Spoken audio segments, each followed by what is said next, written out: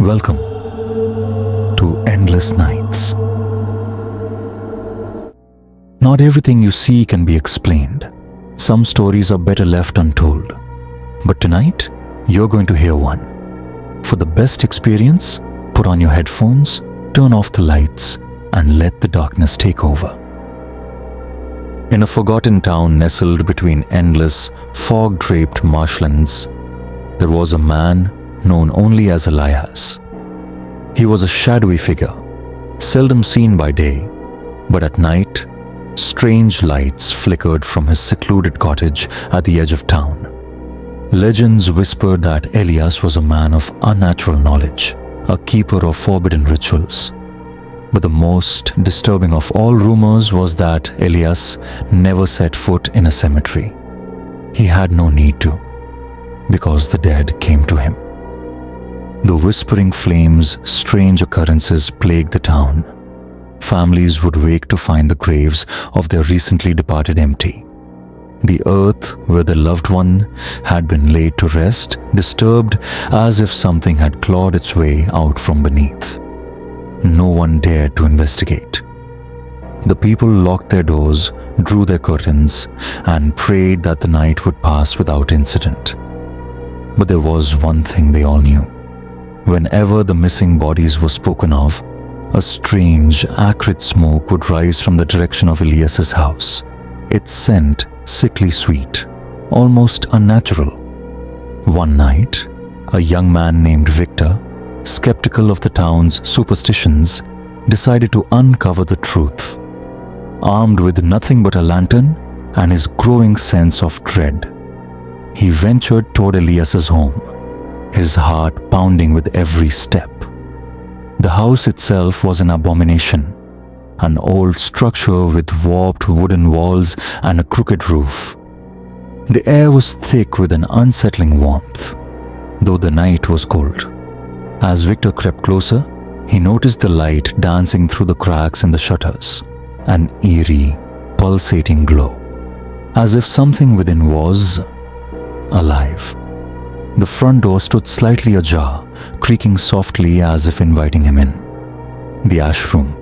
Inside, the house was a maze of relics and forgotten things. Strange symbols covered the walls, their meaning lost to time. Jars filled with murky substances lined wooden shelves. But what truly made Victor's breath hitch was the room at the very back. There, in the center, stood a massive, blackened cauldron, its surface pulsing with a glow that seemed to breathe. The air shimmered above it, distorting reality itself. But it was what lay around it that froze Victor in place. Piles of ash. Not wood, not paper. This was different. The smell, the texture in the air. It was something much worse. The sight of empty, tattered burial cloths only confirmed his worst fear. Before he could turn and flee, a voice slithered through the air. "You shouldn't have come here." Victor spun around, his lantern shaking in his grasp. Elias stood in the doorway, his face obscured by shadow, his long, bony fingers tapping the doorframe. His eyes glowed faintly, as if reflecting the embers within the cauldron. "You wanted to know," Elias continued, his voice like dry leaves in the wind. "So look closer." Against his better judgment, Victor's eyes drifted toward the cauldron again, and then he saw it. The ash wasn't still. It shifted, crawling along the floor in tiny, unnatural movements, as if something within refused to rest. And from within the depths of the cauldron, a shape began to rise, something forming from the dust itself. A face, mouth agape, eyes wide with silent horror. Victor staggered backward, his breath caught in his throat. The face was familiar. It was Henry, the blacksmith who had been buried 3 days ago. He wanted to scream, to run, but Elias only smiled, a slow, knowing grin. "They never truly leave," Elias murmured. "Not when they are given purpose." The ash trembled, and from within the cauldron, a whispering voice, layered with agony and something ancient, rasped, "Help me." The lantern fell from Victor's grip.